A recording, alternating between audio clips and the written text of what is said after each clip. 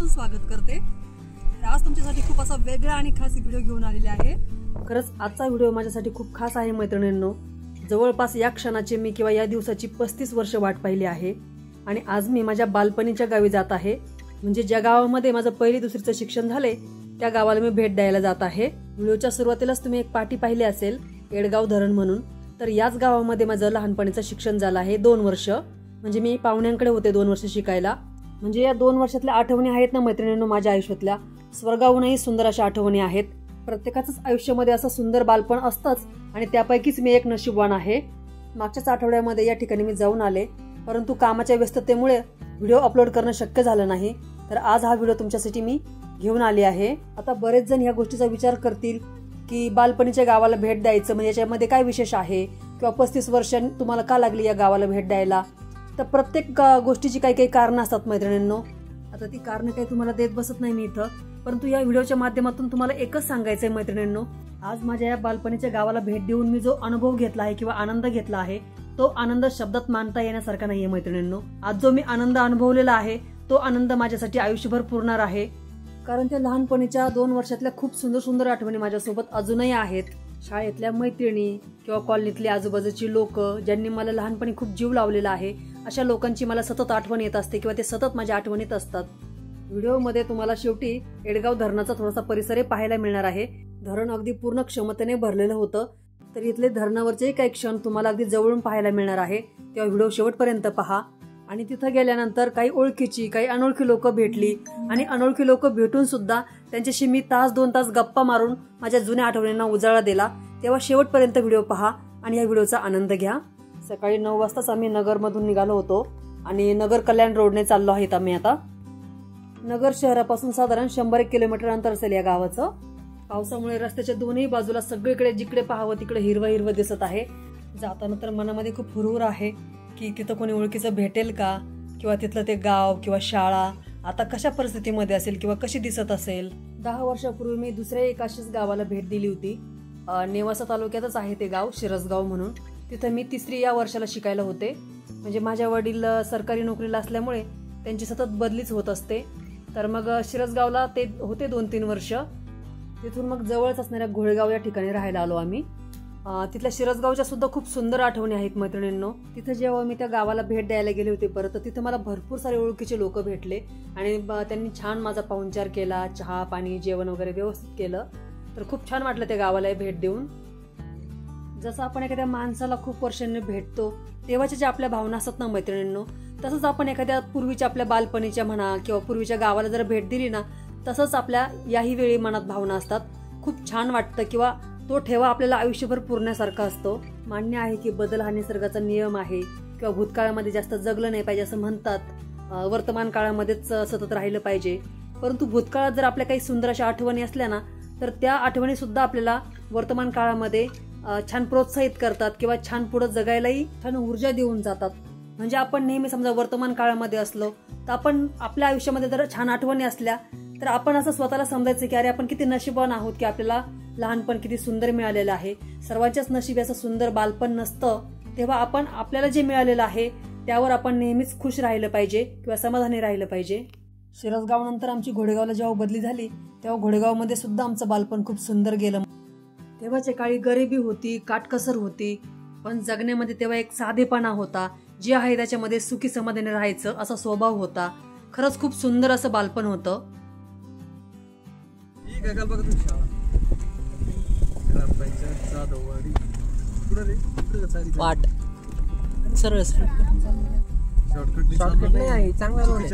रस्त्याच्या कडेला एखादी जुनी बिल्डिंग किंवा घर दिसलं तर मला गाडीतले माझे घरातले चिडवायचे की ही तुझी शाळा आहे का। पूर्ण प्रवासभर त्यांनी मला असंच रस्त्याने सारखं सारखं चिडवलेलं आहे की काही ठिकाण दिसलं की म्हणायचे ही तुझी शाळा आहे का। मजेचा भाग जाऊ द्या मैत्रिणींनो, पण खरंच आयुष्यामध्ये आपण कधीतरी असं थोडंसं वेड्यासारखं वागलं पाहिजे किंवा भावनिक झालंच पाहिजे। माझंही बोलणं तुम्हाला पटत असेल ना तर खरंच नक्की मला कमेंट करून सांगा की तुम्ही तुमच्या लहानपणीच्या गावाला कधी भेट दिली आहे का आणि त्यावेळी तुमच्या काय भावना होत्या। आता आम्ही नगरपासून बेले गावामध्ये पोहोचलो आहे। बेले गावातून आम्ही डाव्या बाजूला वळालेलो आहे आतमध्ये, म्हणजे आळे फाट्याकडनं जाता। आता बेले गावाच्या पुढे कुकडी नदी आहे बहुतेक, त्या कुकडी नदीवरून आपण पलीकडे जाणार आहोत। पुढे आम्हाला उंबरे, कांदळी, 14 नंबर अशी गावं लागली। 14 नंबर पासून अगदी 4 ते 5 किलोमीटर येडगाव धरण आहे आणि धरणापासून अलीकडेच एखादं किलोमीटर येडगाव कॉलनी आहे. तिथंच मग जायचं होतं आम्हाला. आता ह्या व्हिडिओच्या निमित्ताने सांगते मैत्रिणींनो, तुम्हालाही समजा एखाद्या अशा अनोळखी ठिकाणी जायचं असेल, कारण मी आता इथं 35 वर्षांनी जात आहे तेव्हा मला तिथलं काहीच माहिती नाहीये, तर मग मी गावातीलच अलीकडे थोडंसं लोकांना विचारून घेतलं, अनोळखी लोकांना, की तिथं आता सध्या कशी परिस्थिती आहे, तिथं जाऊ शकतो की नाही आम्ही. तर तिथल्या लोकांनी सांगितले की फार आतमध्ये जाऊ नका, कारण तिथं खूप दाट झाडी झालेली आहे आणि तिथं मग चोर वगैरे असू शकतात किंवा थोडेसे वन्य प्राणी तिथं आहेत, म्हणून थोडंसं आतमध्ये जाऊ नका जास्त. तेव्हा अशा अनोळखी ठिकाणी किंवा निर्जन ठिकाणी जाताना थोडंसं चौकशी करूनच तुम्ही जा. साधारण 1.5-2 तासांचा प्रवास करून आम्ही इथं पोहोचलो. शेवटी बघू शकता तुम्ही इथं कॉलनी दिसत आहे, परंतु इथं कॉलनीमध्ये काही पडलेली घरं आहेत, त्यांना दरवाजे नाहीत किंवा खिडक्या नाही. सगळीकडे नुसतं दाट गवत आणि झाडं वाढलेले आहे, अक्षरशः जंगल झालेलं आहे कॉलनीच्या भोवती. पुढून एक कॉलनी आवडतो ती म्हणते ना, ती पुढची कॉलनी मला 3ची वाटते.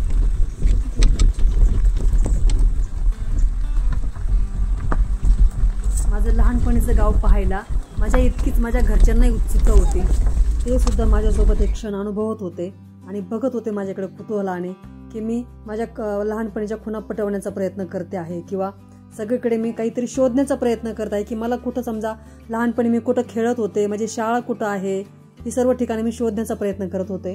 आता हे जे कौलारू तुम्हाला घर दिसत आहे ना, ही माझी शाळाच आहे, परंतु माझ्या लक्षात आलं नाही पटकन. मी या शाळेच्या जवळ गेले, तिथून थोडंसं पुढं चालत गेले पलीकडे कॉलनीमध्ये, तरी माझ्या लक्षात आलं नाही की ही माझी शाळा आहे. मी अक्षरशः खूप सगळ्या खुणा पटवण्याचा प्रयत्न करत होते. थोड्याफार मला खुणा पटतही होत्या. माझ्या लक्षात येत होतं की आपण कुठे खेळत होतो किंवा आपण कोणत्या रस्त्याने घरी जात होतो. आणि हे सर्व कॉलनीची किंवा शाळेची अवस्था बघून अक्षरशः मला खूप भरून आलं.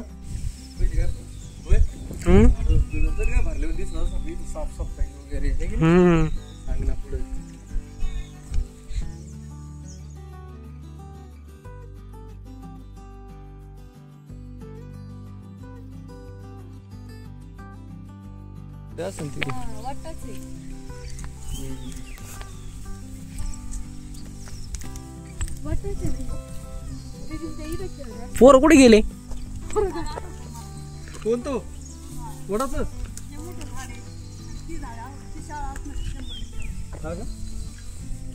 जेव्हा मी बाकीची कॉलनी फिरून आले आणि पुन्हा शाळेजवळ आले, तर मला सगळ्या शाळेच्या खुणा पटल्या आणि मग शाळेची झालेली अवस्था पाहून मी माझ्या अश्रूंना थांबवू शकले नाही.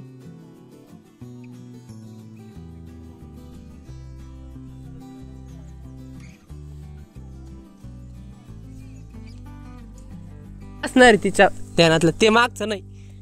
हा, हे नाही रे, हे निलगिरीच नाही. हे शाळा, कॉलनी, खेळलेली ठिकाणं, सगळी ठिकाणं मी माझ्या डोळ्यात आणि मनात साठवून ठेवली. न जाणो पुन्हा इकडे कधी आले तर हे पाहायला मिळेल की नाही.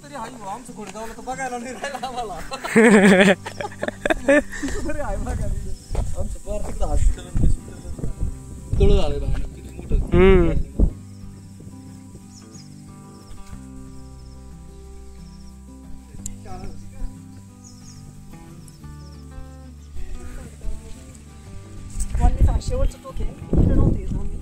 आमचा फक्त स्वतःचा निम्मा कॉलनीपर्यंत खेळायला कशाच शाळा ती 100% शाळा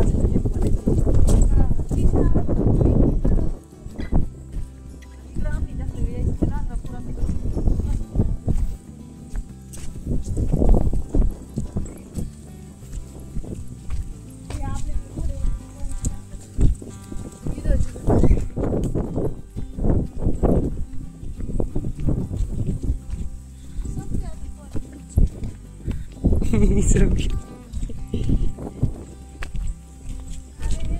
पुढच्या घरी जाऊ. गाडीत बसता आम्ही कमी कॉर्नरवरच्या घरापासून जाऊन येतो. कशाला विचारायचं काय पुढे इकडे एक कॉलनी आहे, पण रस्ता असता कॉलनीकडे जायचं. चालत चालत असेच कॉलनीच्या शेवटच्या टोकाकडे आले, तर मला इथे एक वस्ती दिसली, तर तिथं थोडीशी चौकशी करून बघावं म्हटलं. वस्तीवर गेल्यावर मळ्याचे मालक मिंडे काका होते. मी त्यांना कधी बघितलंही नव्हतं किंवा ओळखतही नव्हते, परंतु त्यांनी खूप छान स्वागत केलं आणि खूप छान गप्पा मारल्या आमच्याशी. चहा पाणी वगैरे केलं. काही दिवस कॉलनीमध्ये राहत होते, तर त्यांनी जवळपास 1-2 तास इतक्या छान गप्पा मारल्या आणि कॉलनीतल्या सगळ्या आठवणी आम्हाला सांगितल्या. लहानपणी कॉलनीच्या या टोकाकडे आम्ही कधीच आलो नव्हतं, तर मी तिथं आधी विचारून घेतलं की तुमच्याकडे काही कुत्रं वगैरे आहे की नाही. कारण रानची वस्ती म्हटलं की कुत्रे वगैरे असतातच त्यांच्याकडं. अहो बोलायचं होतं थोडस. कुत्रा नाही ना मग आम्ही येतो तिथं. येऊ का मग?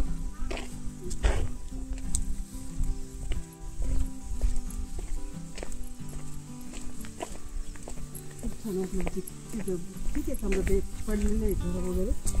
इकडे या कोपऱ्याला मी कधीच नाही आले. आम्हाला इकडे घर होतं हे सुद्धा माहित नव्हतं. कारण कॉलेजच्या अर्ध्या भागापर्यंत खेळायचो आम्ही.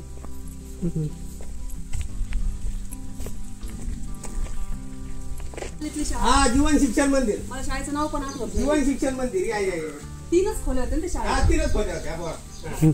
किती साली होते काय होते या 90-92 साली असेल. 90 बोलत आता मामा किटूनच गेला. वरची कॉलनी. कारण आता लहानपणी असं वाटतं थोडं लांब होतं की काय. नाही ते मध्ये पटांगण होतं. मध्ये बरंच मोकळं खूप पटांगण पटांगण होतं. तसं मला असं वाटतं की लांब होतं की काय. तिथं नाही तिथं क्रिकेट वगैरे खेळायची पोरं. हा हा हा. ते खेळाचं पटांगण 90-92 म्हणल्यानंतर आहे ना 92 ला खाली गणेशकरराव साहेब वगैरे एक वर्ष त्यांनी नाही तर लय मोठी टुर्नामेंट भरवली. हा का. हो आणि ते खूप मोठं ह्या कॉलनीचं शेड होतं गोडाऊन टाईप असं. ह्या कोपऱ्याला इथं होतं होतं ना. है की नाही. ते काय नाही राहिलं आता काहीच नाही राहिलं. 2 वर्षाच इथं राहत असल्यामुळे हा हा 2 वर्षाचं लहानपणाचं काय आठवत नाही आठवत. हो आता मी माझा जन्म इथंच झाला आणि मी इथंच वावरून इथंच राहिलो. मी कॉलनीत जवळजवळ 18-20 वर्ष वास्तव्य आलो. हा हा. एक डॉक्टर पण होते बघा. कांबळे डॉक्टर. हा म्हणजे आता मला आठवत नाही ते कांबळे डॉक्टर. मला पण नाव आठवत नाही तेवढे. दिगेराव साहेब वगैरे होते का यांच्या समोर आमरेराव साहेबांच्या समोर दिगेराव साहेब राहत होते. एवढं आठवत नाही पण होतं आंबरे ते घोर आणि कांदळकर. एवढं 2-3च नाव. काय ते समोर ते पिलर उभे आहेत ना. हा मग ते तेच आठवतं मला. आणि यायचो. नाही हे 90चा काळ नसेल याकडे म्हणजे 92चा नसेल त्याच्या अगोदरचा असेल. 82चा आहे. दुसरी तिसरी म्हणजे तो डॅम इंचार्ज म्हणून नाही कॉलनी इंचार्ज इथं मंजूर म्हणून 90-91 साली. 89-90 माझा जन्म 82चा आहे. ते साधारण 89-90 सालचाच असेल तो काळ किंवा त्याच्यात तुम्ही सांगता त्यानुसार असेल काही नाही का. तर असा तो काळ होता. मग ह्याच हॉलमध्ये पिक्चर दाखवले जायचे. दाखवले पण तो मग ते 92च्या अगोदरचा काळ असेल. मी तेच म्हणतो. हो गणपती काळामध्ये दाखवले जायचे का. हा गणपती काळात. हा इथं तमाशे नाटकं पुण्याची नाटकं व्हायची. तमाशे व्हायचे ह्या हॉलमध्ये. हा इथं स्टेज होतं. तमाशे नाटकं असे पडद्यावरचे पिक्चर 10 दिवस कार्यक्रम फुल अटेंड व्हायचे.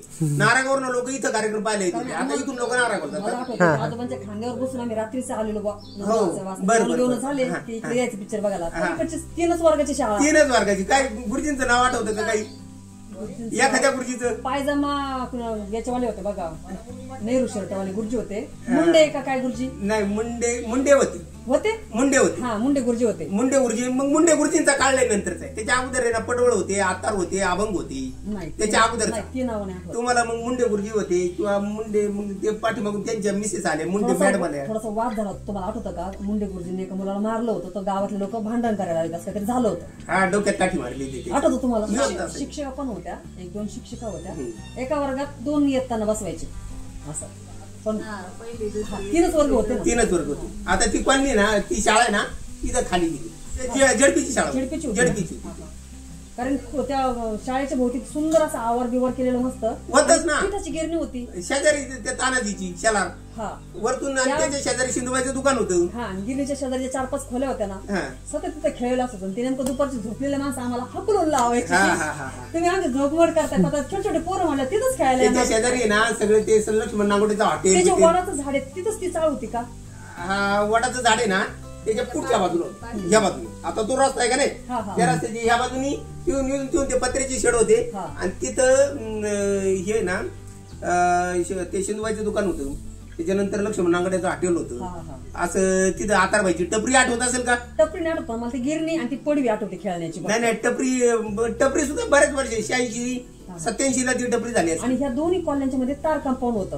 हो होतं ना तार कंपाऊंड होतं. ते काय नाही राहिलं आता. जाण्याचा रस्ता तार कंपाऊंड वगैरे काय नाही राहिलं. आणि ती शाळा इतकी छान सजवलेली. खूप मस्त वातावरण होतं. असं म्हणजे थोडेच मुलं होते मोजकेच मुलं असायचे पण ते जेव्हा माणसाच्यावर राहतात तिथं तेव्हा ते सजीव वाटतात. आणि आता बघते तर असं एकदम म्हणजे बघवत पण नाही. नाही काय नाही बाहेर अवस्था आहे. माझी जमीन समोर आहे पाण्याच्या कडेला. इथं समोर पाण्याला खेटून आहे पाणी. आणि आमचं आडनाव आयनर. आणि हे ज्या पाहुण्यांकडे राहायचे ना ते म्हणजे चुलत आजोबा लागतात ना त्यांचं पण आडनाव आयनर. वडिलांचं नाव आयनर आहेत का. माझे हा ते आहेत ना. आता संधी. आता नाही आले. ते वडिलांचं त्यांचं गाव थोडंसं अंतर आहे, 2 किलोमीटरच्या अंतरावर. मूळ गावी गेले ते आता, त्यांच्या शेती वगैरे करतात आणि माझी पण शेती करतात. काकांनी सगळं आठवते मी जे गोष्टी सांगितल्या ना. राम राम या. हे प्रॉपर इथले. नाही मी स्थानिकच आहे. जवळ आणि होत वगैरे कुठल्या कॉलनीत. हा मग ते इथल्या कॉलनीतून गेले तर मग जवळला राहिले काही 4-7 वर्ष ते आईला तिथं राहिले. इथून जवळ आहे का यांच्या बरेच लोकांच्या बदल्या त्या टायमाला ना जवळ कॉलनी झाली ना. जवळ कॉलनी मूळ कॉलनी पलीकडून आणि त्याच्यानंतर इकडची कॉलनी झाली. तिथं पण 2 कॉलनी आहेत. हा मग ह्या कॉलनीत आहेत ना ती बरीच लोक तिकडे गेली होती. मी तिथं पण भेट दिली, म्हणजे त्यांच्याकडे गेले होते पाहुणे म्हणून. सगळं जे आहे ना चांगलं नाव ऐकून आहे म्हणजे, पण आता प्रत्यक्षात पाहिल्यावरती माझ्या लक्षात पक्क लक्षात नंबर आहे तुझ्याकडे. तुमचं काय नाव काका? मेंढे मेंढे. फोन लावून बघ. हे ना हे ज्या टायमाला लागले ना सगळे जायचं मला वाटतंय ना ते सुरुवातीला बेंच आली का नाही हे सगळे नगरांचीच भरती होती. अख्ख्या नगर करत होती इथं. हे टोटल आहेत ना टायमाला ही वरची कॉलनी झाली का नाही, ही कडा कॉलनी म्हणायची त्याला. तर त्या कॉलनीमध्ये अख्खे नगर करत होते. जवळ आहे ना 70% नाही 85 ते 90% नगर करत. संपत कोटोळे वगैरे नाव ऐकून आहे का? नाही, मी फक्त आमरे साहेब तुम्हाला म्हटलं आमरे राव साहेब त्याचा भाऊ आता तो काय त्याचं नाव काय नव्हतं ते शिरूरला होते काही दिवस आमरे साहेब. आणि अजून 2-3 मुलांना ओळखते, मुली छोट्या मुलांना त्यांचे आडनाव देणार नाही ना. तसं ते बाबांना जर फोन केला त्यांना सांगू शकत त्यांचं काय आडनाव होतं असं, काका ओळखतील असं. ती पण भरपूर मोठी कॉलनी होती ती वरची कॉलनी भरपूर. त्यांच्यापैकी वरच्या कॉलनीमध्ये कोणचा नंबर आहे का मग तुमच्याकडं? आंबरे साहेब म्हणा किंवा आता ते काय बरं का आंबरे काका आमराव साहेब ती गेले त्यांचा तो भाऊ आहे ना बारका तो माझ्या पाठी मग होता 2 वर्ष. हॅलो अरे संपू गंपू कुठे? अरे कुठे धरणावर ऐक ना ते वरच्या कॉलनी ते सगळे आयनर राहत होते माहिती आहे ना तुला. त्यांचे चून आणि बाची वगैरे असे ते आलेले आहेत आपल्याकडे. अरे माझ्याकडे घरी बसले तेव्हा ते म्हणतात वरच्या कॉलनीत कोणाची ओळख होती का? म्हटलं आता आखी कॉलनी आता माझा जन्म जिथं झालाय तर काय कॉलनीत पण आता नाव आठवत नाही. त्याच्यामुळे जवळ असेल तर ये 2 मिनिटांना जर भेट होईल त्यांची. नाही ती इथं आल्यावर तू चौकशी घर पण इथं जवळ असेल तर ये 2 मिनिटं चहा ठेवतो तोपर्यंत चहा उकळतोय. ये तू संपत आहे ना तो नगरचाच आहे तो नगरीचे आता माझ्या शेजार राहतात हे नगरचीच हे शेजार राहत आहेत ना हे रावरीचे पण नगरच ना. काय म्हणतो ते त्या टायमाला आहे ना जवळजवळ आहे ना 85% लोक नगरचीच होती. बरेच होते काळे बिळे असे बरेच माझ्या माइंड मध्ये गेलेली आहेत. आम्ही कॉलनीत फिरत होतो पण जरा तिथे कोणीच दिसत नव्हतं. भीती वाटायला लागली मला पुढे कसं जावं नाही का कोणी दिसतच नाही. पण हे रस्त्याने गाड्या येताना दिसल्या आणि म्हटलं मग गाडी येतात म्हणजे काहीतरी असणार मळे वगैरे माणसं असणार म्हणून चालत तुमचं चांगलं घर दिसलं म्हणजे जाऊन चौकशी करू. बोलल्याशिवाय काय करणार आहे? नुसतं एवढं लांबून आलोय आम्ही आणि तसंच जायचं नाही मग ते कळलं कसं असतं ना असं कळलं कसं असतं. आता 1-2 वर्षाचा अनुभव फार छोटा आहे खूप छोटा आहे. नाही त्याच्यामुळे ते सांगता येणार नाही. आणि माइंड मध्ये ते गायकवाड वगैरे होतं का कोणी? आंबरेराव साहेब गेल्यानंतर मला वाटतं आंबरेराव साहेबांच्या खोलीत गायकवाड म्हणून राहिला ते किंवा आंबरेराव साहेबांच्या शेजारी गायकवाड म्हणून राहत होते. एवढं काय आठवायचंच नाही बरं का. ते चेहरे ध्यानात आहे काही मुलं ध्यानात आहे. त्यांचं आडनाव तुम्हाला सांगितलं तुमच्या लक्षात येईल तुम्ही ओळखताय की नाही? नाही सगळ्याचे आहे नाव चांगलं याच्यात माइंड मध्ये माझ्या गावी त्याच्या जवळ कुठे काय लालखणीवर ओझरच्या शेजारी ओझर आहे ना गणपतीचं ओझर त्याच्या शेजारीच.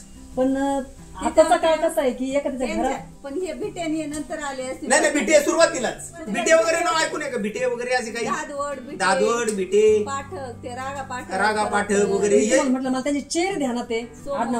नाही मग हे त्या टायमाचीच लोक आहेत. अरे भोरचे त्यांच्याच काळातले समजा कांदळकर चाळीला होते ते भोर होते ना त्यांच्या समोरच होते जीव लावायचे ना. त्याच्यामुळे ते आठवणी एकदम तेच सांगायचं की आजच्या काळामध्ये कोणाच्या घरात जायचं म्हणलं तर विचारल्याशिवाय जाऊ शकत नाही. तसं लहानपणी आम्ही न विचारता कोणाच्या घरात जाऊन खायचं बिंद असतं. कॉलनीच तशी होती म्हणजे सगळी माणसं असं तसं त्या भोरच्या घरामध्ये एकट्यांच्याच घरामध्ये टीव्ही होता अख्खी कॉलनी सोडून. नाही ते दोघे गेले पुढे बोला. आतार भाई होतं का? अहमद भाई आतार बर अजून कोण होतं? नाही संपत कुठले होता का तुमच्या बरोबर? नाही आता तिथंच राहतोय तो येणार आहे आता धरणावरतीच आहे. त्याला बोलवलंय मी संपूला इथं बोलवलंय यांची गाडी घ्यायला पण संपत कोटळे होतं ना तुमच्या बरोबर. ऐका ना, तुम्हाला आहे ना कॉलनीत, खालच्या कॉलनीत घुसताना ते पत्र चाळीत आहे ना, कोपऱ्यावरच्या खोलीत आम्ही राहत होतो. 8 मिनिटे माहितीये का? मग त्यांचा मुलगा आहे मी, बाळासाहेब. हा हा, ओके ओके. चव्हाण पण सटूर चव्हाण, संपत काका आली, कोठुळे काका आली. हे कोठुळे काका आले त्यांना सांगू बोला. हा सगळं आहे नालाय का लागला का बॉम्ब लायला तेव्हा ते गेट सोडित होतो. हा झालं 1 वर्ष. अरे कमीच काही नालाय तुला झाली की सुरुवात तुझी किंवा आपल्या दोघांशिवाय कोणाचं पटत नव्हतं. नाही नाही तसं काही नाहीये. ते साहेब आपल्या जवळ चालल्यामुळे तिला ताकद जाऊन मागे लागले म्हणून. आता साहेब राहिले तू एवढं मार्च एंड पर्यंत मग तरच करायचं आपल्याला सोड. मी मध्येच त्यांना म्हणून मला नाही करायचं म्हणून.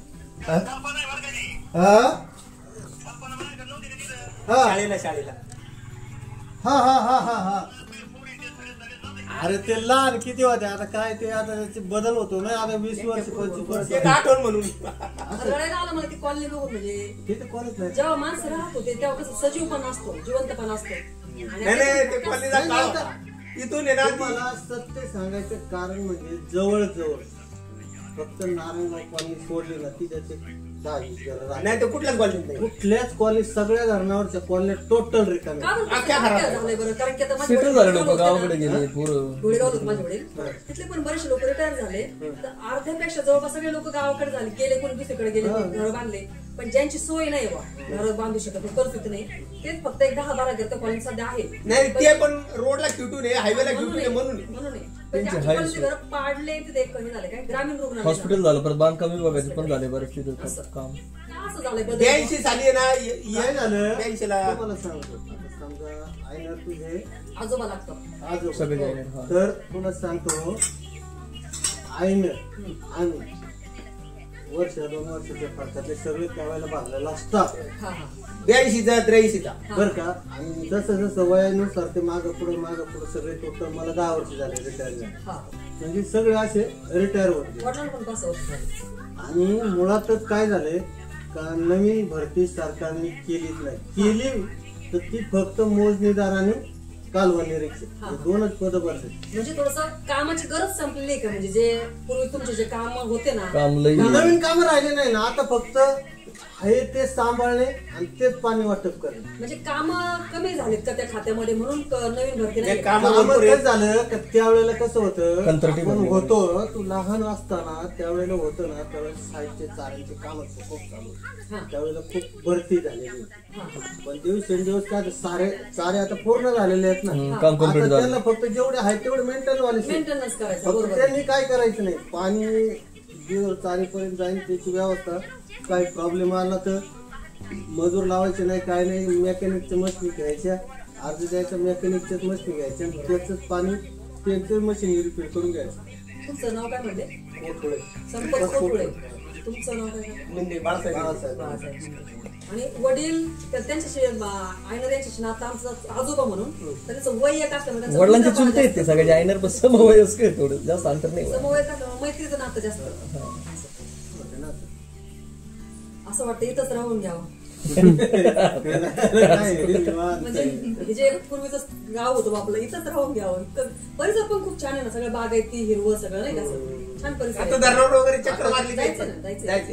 पण आधी म्हटलं आधी इथं येऊ, कारण दुसरं स्टॉप घेत बसलं तर मग परत उशीर होईल जायला ना.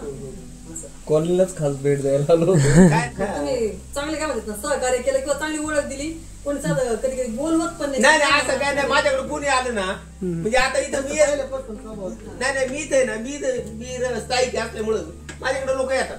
तुम्ही शेतकरी माणसं, असं वाटतं ना तुमच्या कामात. नाही काय नाही, तेवढा वेळ द्यावा लागतो. नाव द्या का मुलीचं? कल्पना आणि संतोष. याची भेटेंची भेटे असतील. आडनाव नाही द्या माझ्या, भेटेची. पण आम्ही एकाच वर्गात होतो. डॉक्टर विजय पालवे नाशिकला आहे, कॅन्सर तज्ञ. विजय पालवे. हा, तो इथं होता पालवे. खालच्या कॉलनीत विजय पालवे ते नगरीचे. खरंच या दोनही काकांशी बोलून खूप छान वाटलं. कारण या दोनही व्यक्ती जर मला भेटल्या नसत्या तर मी फक्त या ठिकाणाला भेट देऊन गेले असते. परंतु यांना भेटल्यामुळं मला माझ्या लहानपणीच्या आठवण्यांना उजाळा देता आला. आता इथं गप्पा मारल्यानंतर आम्ही इथं धरणावर आलो होतो फिरायला. तर इथं आम्हाला कोठुळे काकांनी जवळूनच धरण वगैरे सगळा परिसर दाखवला. लहानपणी बऱ्याच वेळा संध्याकाळचा आम्ही इथे फिरायला येत असू.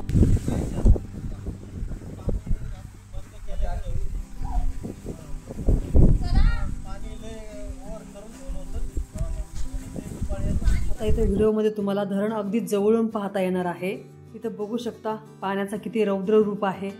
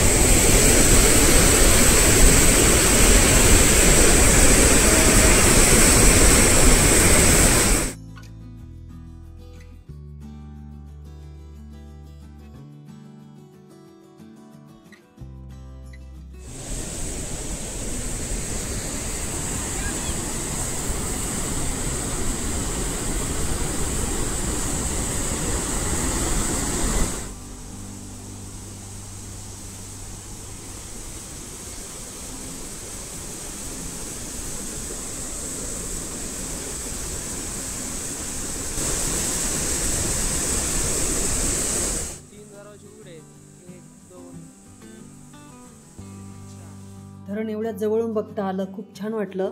आता आम्ही पुन्हा परतीच्या प्रवासाला निघालो आहोत.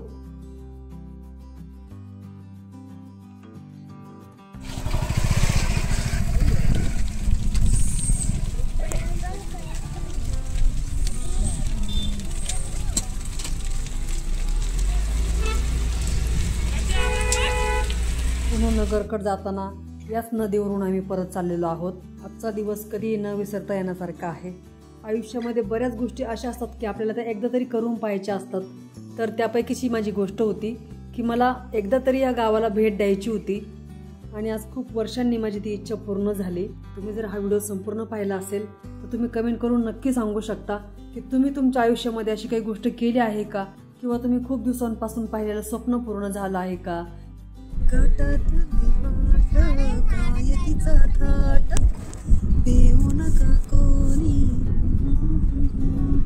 चला तर मग आजचा हा ब्लॉग तुम्हाला कसा वाटला हे कमेंट करून नक्की सांगा. आणि चॅनलवर जर तुम्ही नवीनच असाल तर चॅनलला सबस्क्राईब नक्की करा, कारण सबस्क्राईब करणं अगदी फुकट आहे. आणि हा व्हिडिओ जास्तीत जास्त लोकांपर्यंत शेअर करा. आणि व्हिडिओ आवडला असेल तर व्हिडिओला लाईक करायला विसरू नका. चला तर मग भेटूया अशाच एका नवीन व्हिडिओमध्ये. तोपर्यंत खुश रहा, मस्त रहा. धन्यवाद.